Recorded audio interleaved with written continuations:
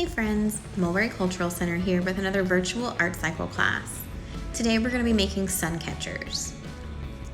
The supplies that you're going to need are an old DVD or CD, some acrylic paint, paintbrushes, scissors, an X-Acto knife or something to pry apart the CD, tape, some string, and a printed out design that you want for your sun catcher. The first thing you're going to do is take your CD, and it's actually 2 layers. You're going to pull those 2 layers apart. Now, in research for this project, I found some people heated up their CD or DVD with a hairdryer. Some people put them in the freezer.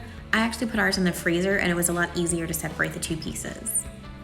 Now, once you do have them separated, you're going to go ahead and take the more flimsy piece, and you're actually going to use that as your paint palette.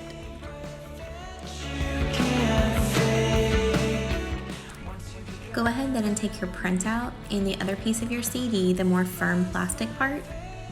Place your CD on top of your printout so you can see through it to trace. Then you want to tape down your CD to your tracing paper just so it doesn't move around on you. Once you got it taped down, go ahead and start painting.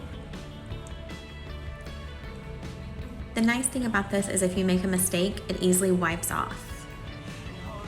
Then you're going to take your CD, once it's dry, off of your paper and attach your string. And there you have it, your very own sun catcher. Now, we didn't have any east or west facing windows at the Cultural Center, so I took ours outside. Where are you going to hang yours?